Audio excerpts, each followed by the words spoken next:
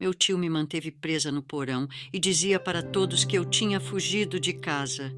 Meu nome é Helena, tenho 82 anos e hoje quero contar para vocês uma história que nunca compartilhei completamente com ninguém. Uma história que carrego em meu peito há décadas, mas que agora sinto que preciso dividir.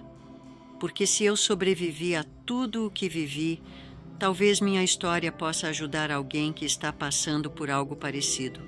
Mas antes de começar, quero saber de onde você está me assistindo. Escreva aqui nos comentários, porque quero sentir que essa história chega longe, que há pessoas em muitos lugares dispostas a ouvir. E se puder, curta este vídeo e se inscreva no canal. Isso me ajuda a continuar contando essas histórias e a alcançar mais pessoas. Agora, respire fundo e me acompanhe, porque essa história não é fácil de contar. Nasci em uma pequena cidade do interior, onde as ruas eram de terra batida e as casas eram simples, mas cada uma tinha sua história. Um lugar onde todos se conheciam pelo nome, onde as portas ficavam abertas durante o dia e onde as crianças brincavam na rua até o sol se pôr. Era uma cidade pequena, mas tinha o coração grande. Minha família era acolhedora e cheia de risos. Meu pai trabalhava na oficina mecânica da cidade e minha mãe cuidava da casa e de mim com todo o carinho do mundo. Não éramos ricos, mas éramos felizes. Pelo menos, éramos até o dia em que tudo mudou. Eu tinha 13 anos quando meus pais morreram em um acidente de carro numa estrada molhada pela chuva. Foi numa sexta-feira à noite. Eles tinham ido à cidade vizinha para comprar o tecido do meu vestido de formatura da 8ª série. Nunca mais vi aquele vestido. Do velório, lembro apenas do cheiro das flores brancas e do som abafado dos soluços. Eu estava perdida, órfã, sem saber para onde ir ou o que seria de mim. Foi então que minha tia Conceição, irmã da minha mãe, apareceu.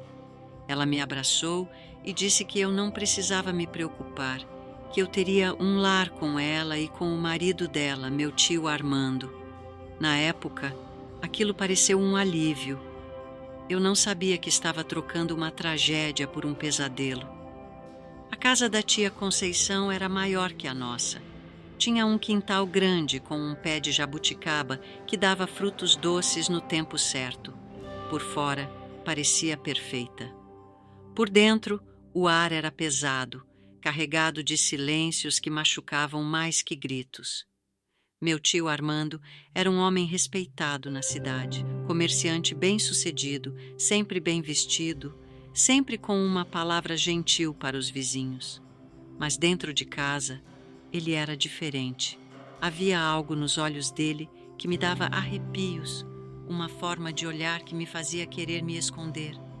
O silêncio de uma tia que parecia sempre caminhar na ponta dos pés, que falava baixo, que nunca sorria quando o marido estava perto.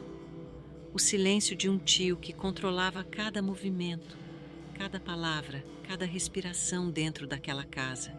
E o silêncio de uma menina que aprendeu cedo que para sobreviver era melhor ser invisível, não fazer barulho, não chamar atenção. No começo, eu pensava que era apenas o jeito dele, que ele estava sendo protetor comigo porque eu era órfã. Ele dizia que eu precisava entender que agora eu era a responsabilidade dele, que ele precisava me proteger dos perigos do mundo. Mas a proteção dele foi se tornando uma prisão. Ele controlava os lugares onde eu podia ir, controlava com quem eu podia conversar, controlava até mesmo os livros que eu podia ler. Menina da sua idade não precisa saber certas coisas, ele dizia. Quando eu chegava da escola, ele me fazia contar cada detalhe do meu dia, com quem eu falei, sobre o que conversamos, se algum menino tinha olhado para mim. E ai de mim se ele achasse que eu estava omitindo alguma coisa. Lembro de uma tarde, eu devia ter uns 14 anos quando cheguei em casa e minha tia estava na cozinha descascando batatas. Ela me olhou com uma expressão que eu nunca esqueci. Era medo misturado com pena. Ela quis me dizer algo, abriu a boca, mas ouviu os passos do meu tio chegando e voltou a descascar as batatas em silêncio. Naquela noite, eu ouvi eles discutindo no quarto. Não conseguia entender tudo, mas ouvi meu nome sendo mencionado várias vezes. Minha tia chorava baixinho. Meu tio falava num tom baixo, mas firme, o mesmo tom que usava comigo quando queria me intimidar. O controle foi aumentando aos poucos. Ele dizia que eu não precisava mais sair nos fins de semana, que as amigas eram má influência, que eu precisava ficar em casa ajudando minha tia com os afazeres domésticos. Quando eu completei 15 anos, ele disse que eu não precisava mais estudar, que menina já sabia o suficiente, que era hora de aprender as coisas importantes da vida. Minha tia tentou argumentar, disse que minha mãe gostaria que eu terminasse os estudos, mas ele cortou a conversa com um olhar gelado.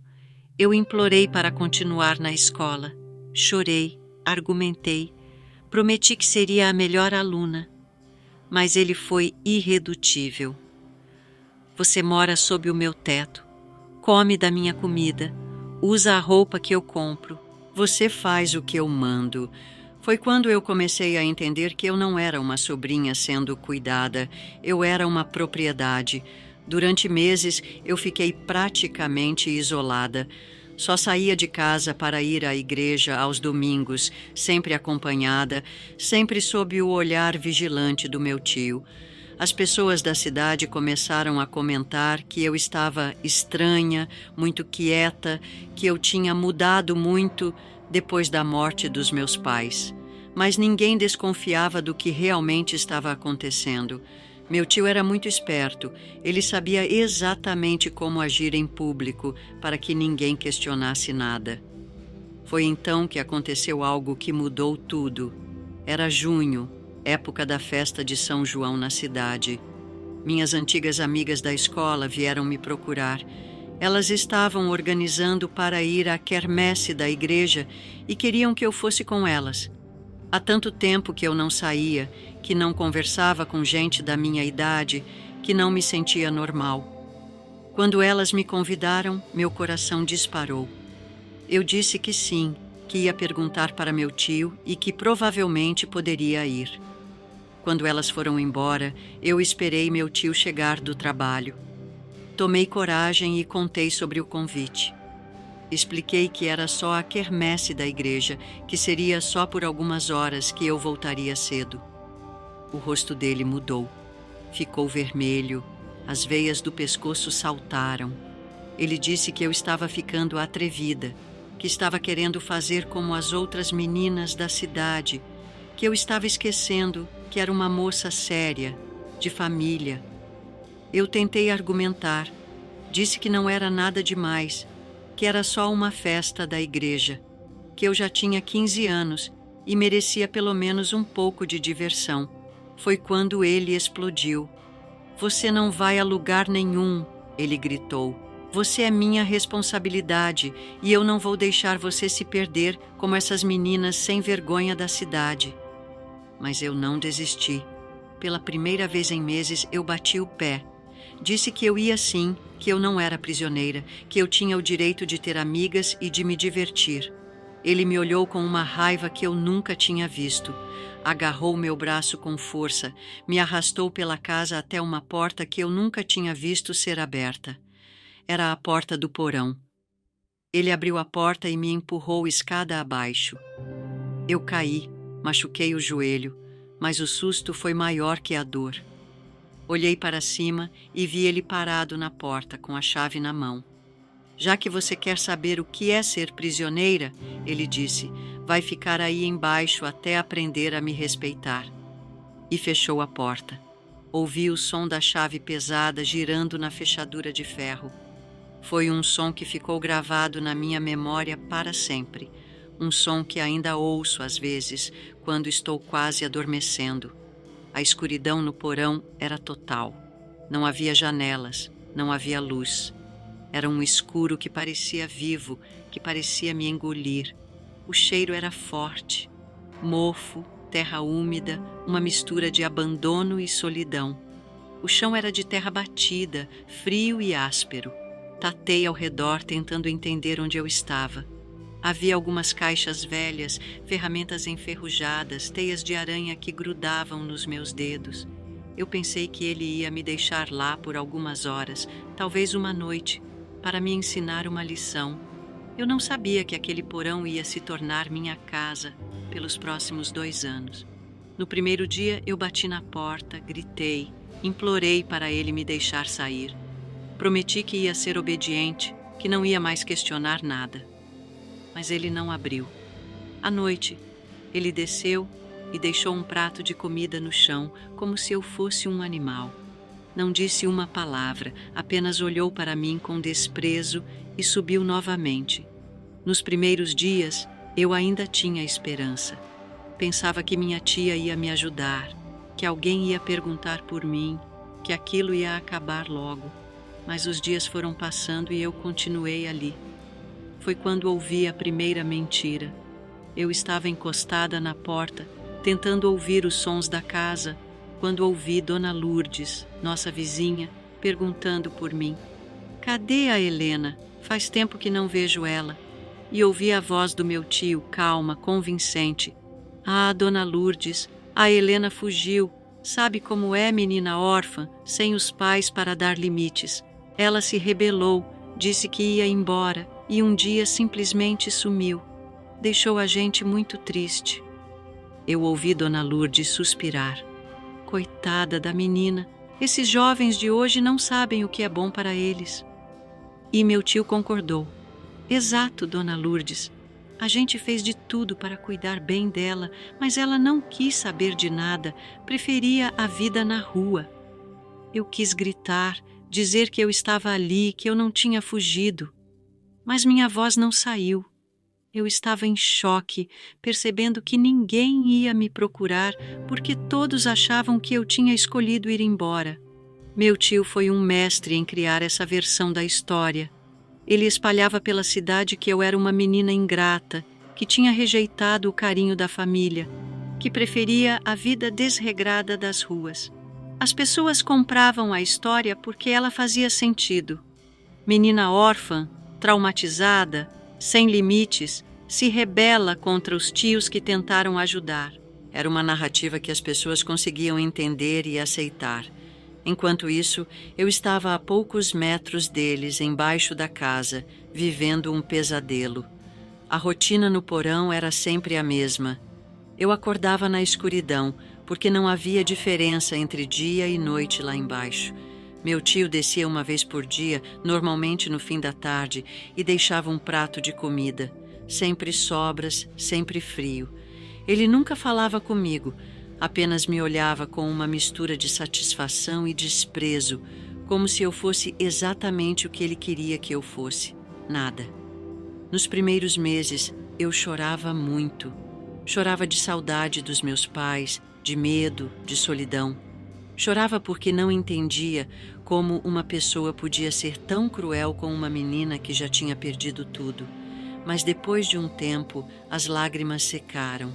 Não porque eu parei de sofrer, mas porque não havia mais lágrimas para chorar. Eu comecei a falar sozinha, para não enlouquecer. Conversava com meus pais, contava para eles como estava a minha vida, pedia para eles virem me buscar, para me levarem para onde eles estavam. Às vezes, eu imaginava que eles me respondiam, que me diziam para ser forte, para não desistir, que um dia tudo aquilo ia passar. Eram essas conversas imaginárias que me mantinham viva. O pior de tudo não era nem a fome, nem o frio, nem a sujeira. O pior era ouvir a vida acontecendo lá em cima enquanto eu estava enterrada viva. Eu ouvia os passos da minha tia no assoalho de madeira, ouvia ela conversando com as vizinhas, ouvia o som da televisão, das panelas na cozinha, da vida normal acontecendo a poucos metros de mim. Às vezes eu ouvia visitas, pessoas rindo, conversando, vivendo, e eu ali embaixo, esquecida, como se eu nunca tivesse existido.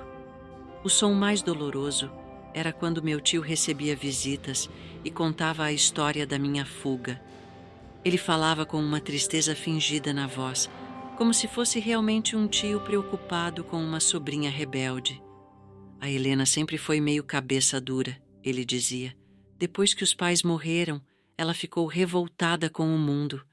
A gente tentou ajudar, mas ela não quis saber.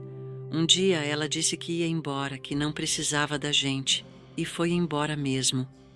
As pessoas faziam comentários, diziam que era uma pena, que eu era uma menina perdida. Algumas até criticavam meus pais, dizendo que eles tinham me criado sem limites. Eu mordia a mão para não gritar. Queria subir e contar a verdade para todo mundo, mas eu sabia que, mesmo que conseguisse, quem ia acreditar em mim? Meu tio era um homem respeitado. Eu era apenas uma menina problemática que tinha fugido de casa. O tempo no porão não passava. Não havia relógio, não havia janela, não havia nada que me dissesse se era dia ou noite, se era verão ou inverno. Eu tentava contar os dias pelas vezes que meu tio descia com comida, mas às vezes ele pulava dias, seja por esquecimento ou por crueldade. Então eu perdia a conta e ficava ainda mais desorientada. Meu corpo começou a definhar. Eu emagreci muito, meus cabelos ficaram opacos, minha pele ficou pálida pela falta de sol. Eu parecia mais um fantasma do que uma pessoa. Mentalmente, eu lutava para não surtar. Criei rotinas para manter a sanidade. Contava histórias para mim mesma. Recitava poesias que tinha aprendido na escola, cantava baixinho as músicas que minha mãe cantava para mim. Eu também rezava muito. Pedia para Deus me tirar dali, para me dar força para aguentar, para fazer alguém descobrir onde eu estava. Houve momentos em que eu pensei em desistir, momentos em que a dor era tanta que eu queria apenas dormir e nunca mais acordar. Mas sempre que eu chegava nesse ponto, eu ouvia a voz da minha mãe na minha cabeça, me dizendo para ser forte. Você é filha de gente guerreira, ela dizia, você vai conseguir. E eu conseguia encontrar forças para mais um dia. Conforme os meses passavam, eu percebi que meu tio estava ficando cada vez mais confortável com a situação. Ele tinha conseguido convencer a cidade inteira de que eu era uma fugitiva. Ninguém mais perguntava por mim, ninguém mais se importava. Eu tinha simplesmente desaparecido da memória das pessoas. Minha tia continuava vivendo sua vida de sempre, como se eu nunca tivesse existido. Eu não sei se ela sabia onde eu estava, se ela era cúmplice ou se ela também era uma vítima do meu tio, mas ela nunca tentou me ajudar. O primeiro inverno no porão foi terrível. O frio era intenso e eu não tinha cobertores suficientes. Eu ficava doente constantemente, mas não havia remédios, não havia cuidados médicos. Várias vezes eu pensei que ia morrer ali, que meu corpo não ia aguentar. Mas de alguma forma eu sempre conseguia se recuperar.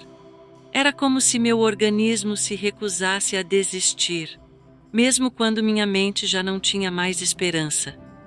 Durante o segundo ano, eu mudei. Parei de chorar, parei de implorar, parei de bater na porta. Eu aceitei que aquela era minha vida agora, que eu era uma prisioneira e que provavelmente morreria ali. Eu me tornei uma sombra de mim mesma. Falava cada vez menos, me movia cada vez menos, estava me preparando para morrer. Foi quando aconteceu o milagre. Era uma manhã de terça-feira. Eu sei porque depois eu perguntei. Havia chovido muito na noite anterior e eu ouvi muito barulho lá em cima. Passos correndo, vozes alteradas, movimento fora do comum. Eu não sabia, mas um cano havia estourado na cozinha. A água estava inundando parte da casa e meu tio estava desesperado tentando resolver o problema. Ele tentou consertar sozinho, mas não conseguiu. Chamou um vizinho que também não soube ajudar. Não teve jeito, ele precisou chamar um encanador.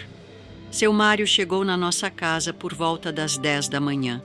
Ele era um homem baixinho, de uns 60 anos que trabalhava como encanador há décadas. Conhecia cada casa da cidade, cada cano, cada problema. Ele inspecionou a cozinha, olhou os canos e disse que o problema era mais embaixo, que ele precisava ver o sistema de encanamento do porão. Foi quando eu ouvi meu tio gaguejar pela primeira vez. Ah, seu Mário, o porão está muito bagunçado. Acho que dá para resolver por aqui mesmo, não é? Mas seu Mário era um homem experiente e teimoso. Ele sabia o que estava fazendo. Não, seu Armando, o problema está na tubulação principal. Preciso descer para ver direito, senão isso vai dar problema de novo. Eu ouvi a voz do meu tio ficando nervosa. Mas o porão está cheio de teia de aranha, de sujeira. Não precisa descer lá, não. Seu Mário riu. Ora, seu Armando, o senhor acha que eu tenho medo de sujeira? Trabalho com isso há 40 anos. Onde está a chave? Houve um silêncio que parecia durar uma eternidade. Eu estava encostada na porta, ouvindo tudo. Meu coração estava disparado. Pela primeira vez em quase 2 anos, alguém ia descer aquelas escadas. Eu ouvi meu tio tentando mais uma vez. Seu Mário, eu pago o senhor extra se conseguir resolver sem descer. É que tem muita coisa guardada lá embaixo. Mas seu Mário não era de desistir. Seu Armando, o senhor quer resolver o problema ou não? Porque se for para fazer serviço pela metade, eu tenho outros clientes esperando. Eu ouvi passos, ouvi a chave sendo retirada de algum lugar, ouvi meu tio caminhando até a porta do porão. Naquele momento, eu não sabia se ficava esperando ou se tentava me esconder. Eu estava tão magra, tão suja, que provavelmente mais parecia um fantasma do que uma pessoa. Mas eu decidi ficar.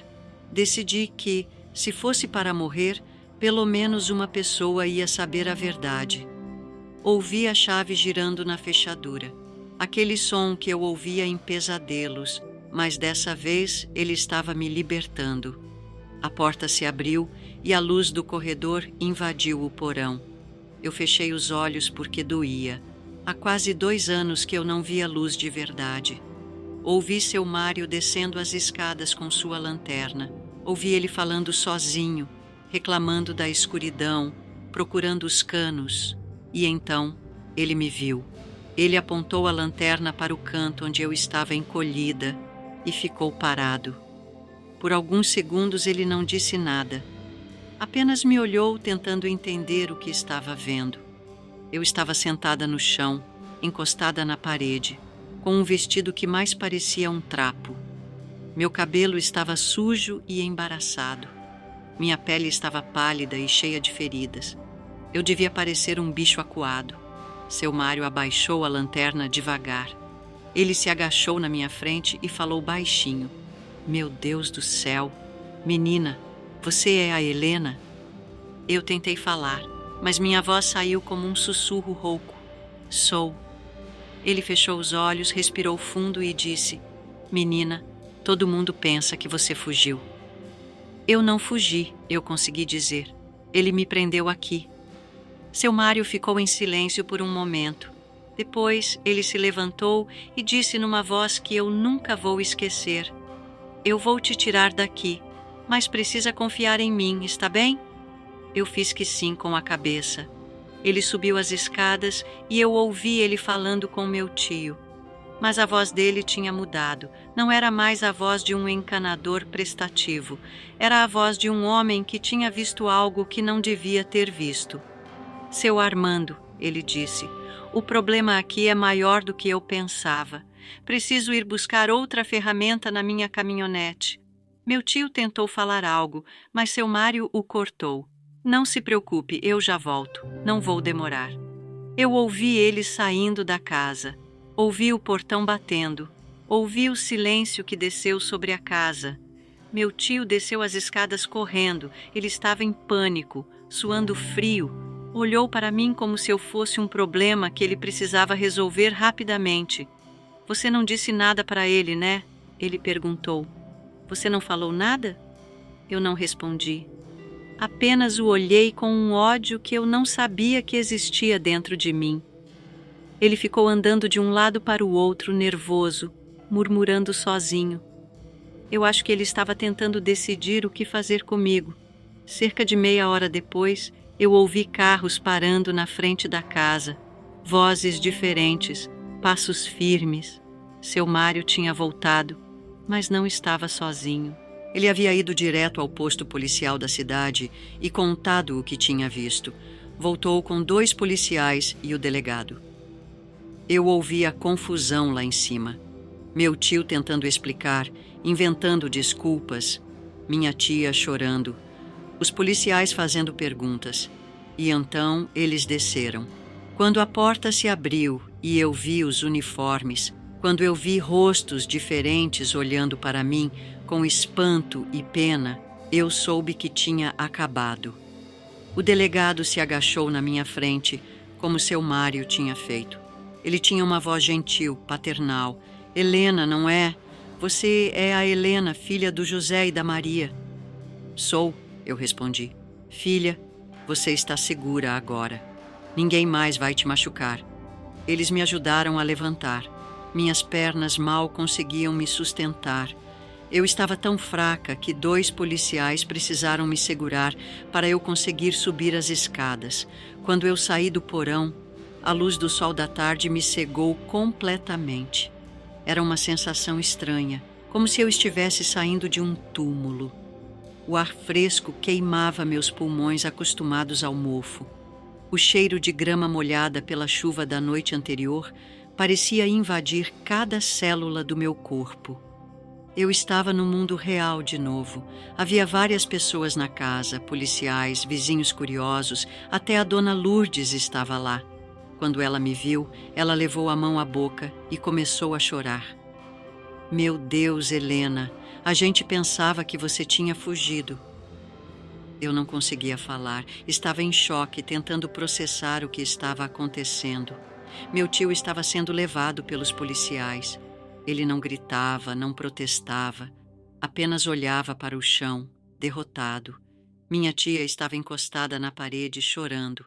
Quando nossos olhares se cruzaram, ela pediu desculpas com os olhos. Eu não sei se ela realmente não sabia onde eu estava ou se ela era cúmplice silenciosa. Mas naquele momento, eu não conseguia sentir raiva dela, apenas pena. Eles me levaram para o hospital. Eu estava desnutrida, desidratada, com anemia severa. Meu corpo estava muito debilitado pelos 2 anos de cativeiro. Passei 2 semanas internada. Nesse tempo, a notícia se espalhou pela cidade. A menina que todos pensavam que havia fugido estava viva. Ela tinha sido mantida prisioneira pelo próprio tio. As pessoas não conseguiam acreditar. Meu tio era um homem respeitado, um comerciante honesto. Como ele podia ter feito uma coisa dessas? Mas a verdade estava ali, na minha frente. Eu era a prova viva da crueldade dele. Durante o tempo no hospital, muitas pessoas vieram me ver.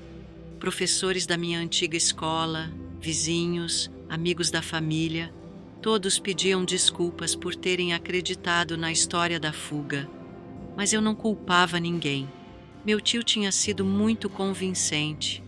Ele tinha criado uma narrativa perfeita, uma história que fazia sentido para todo mundo. O que mais me doía não era nem o fato de as pessoas terem acreditado nele. Era o fato de que, durante 2 anos, ninguém tinha sentido minha falta de verdade. Ninguém tinha questionado minha ausência. Eu tinha simplesmente desaparecido da vida das pessoas. E elas tinham continuado suas vidas como se eu nunca tivesse existido. Quando saí do hospital, eu não tinha para onde ir. Minha tia não podia me receber. Ela estava sendo investigada pela polícia e, além disso, eu não queria voltar para aquela casa. Foi quando apareceu Dona Teresa, uma senhora viúva que vivia sozinha numa casinha simples na periferia da cidade. Ela se ofereceu para me acolher enquanto eu me recuperava. Dona Teresa era uma mulher de fé, que acreditava que Deus tinha colocado ela na minha vida para me ajudar. Ela me tratou como se eu fosse sua própria filha. Ela me ensinou a viver de novo, a confiar nas pessoas de novo, a acreditar que nem todo mundo era mau. Fui morar com Dona Teresa, que se tornou minha mãe de coração. Ela me cuidou como se eu fosse sua própria filha, me ensinou a confiar no mundo novamente. Ela me ajudou a voltar a estudar. Eu tinha perdido 2 anos de escola, mas consegui recuperar. Terminei o ensino médio aos 19 anos e depois fiz um curso de enfermagem. Queria ajudar pessoas, queria transformar minha dor em cura para os outros. Conheci meu marido, Antônio, quando eu tinha 23 anos. Ele era um homem bom, paciente, que me amou mesmo conhecendo toda a minha história. Ele nunca me julgou, nunca me tratou como se eu fosse quebrada. Tivemos 3 filhos lindos, 2 meninos e uma menina. Criei eles com todo o amor que eu não tive quando criança. Eles são meu maior orgulho. Meu tio foi condenado a 15 anos de prisão. Ele cumpriu 8 anos e saiu em liberdade condicional. Quando ele saiu, eu já estava casada com meus filhos, vivendo minha vida. Ele tentou me procurar uma vez. Veio até minha casa, disse que queria pedir desculpas, que tinha se arrependido. Eu olhei para ele através da janela e não abri a porta. Não era por medo, era porque eu não tinha nada para falar com ele. Eu tinha escolhido viver, e ele fazia parte do passado que eu tinha decidido deixar para trás. Ele morreu alguns anos depois, sozinho, rejeitado pela própria família. Eu soube da morte dele, mas não senti nada. Nem raiva, nem alívio, apenas indiferença. Minha tia Conceição me procurou anos depois, quando eu já era uma mulher madura. Ela queria explicar que não sabia de nada, que meu tio a ameaçava, que ela também tinha medo. Eu acreditei nela, perdoei ela. Porque eu entendi que ela também era uma vítima, só que uma vítima que nunca conseguiu encontrar forças para lutar. Perdoar não significou esquecer, significou liberar o veneno que estava dentro de mim. Durante muitos anos, eu tive pesadelos. Sonhava que ainda estava no porão, que tudo tinha sido apenas um sonho, que eu nunca tinha saído de lá. Acordava suando frio, verificando se as portas da minha casa estavam abertas, se eu podia sair quando quisesse. Fiz terapia por anos. Aprendi a lidar com os traumas, a transformar a dor em força. Aprendi que eu não era definida pelo que aconteceu comigo, mas pela forma como eu escolhi viver depois. Trabalhei como enfermeira por mais de 30 anos. Cuidei de milhares de pessoas. Segurei a mão de quem estava com medo, consolei quem estava sofrendo, ajudei quem precisava de esperança. Cada pessoa que eu ajudava era uma forma de dar sentido ao que eu tinha vivido. Era uma forma de transformar o porão da minha memória em uma fonte de compaixão. Quando meus filhos cresceram, eu contei para eles minha história. Não todos os detalhes, mas o suficiente para que eles entendessem de onde eu vim, por que eu os criava com tanto amor e proteção. Eles me olharam com orgulho. Disseram que tinham a mãe mais forte do mundo, e eu senti que tinha conseguido transformar minha tragédia em triunfo.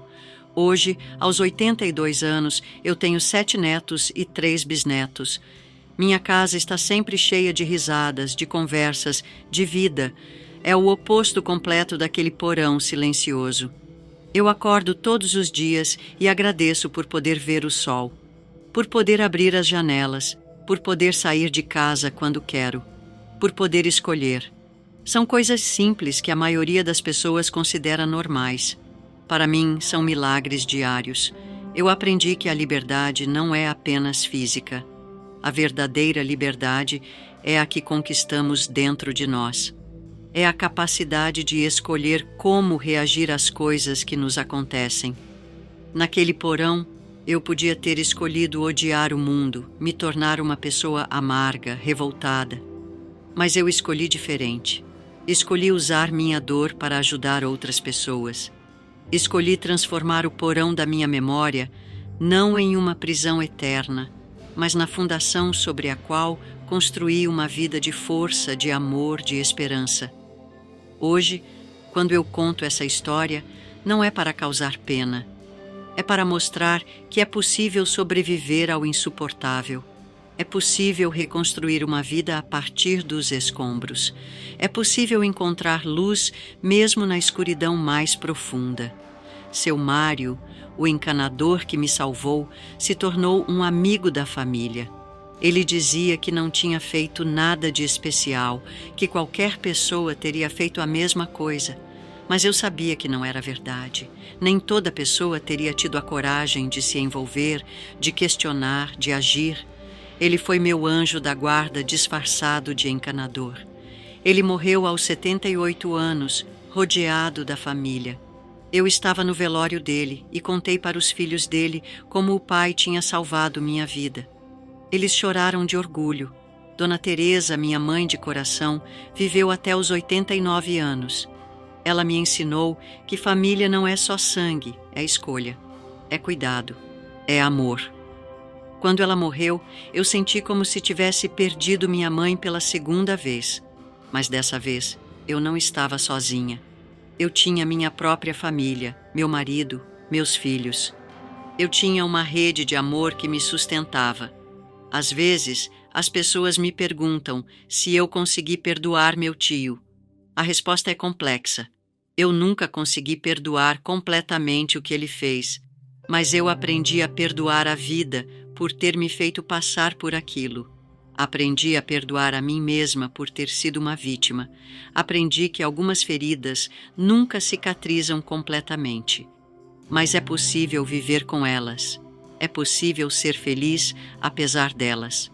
O porão existe na minha memória até hoje, mas agora, quando eu visito esse lugar dentro de mim, não é para sofrer, é para lembrar de onde eu vim, de quanto eu cresci, de quanto eu sou forte.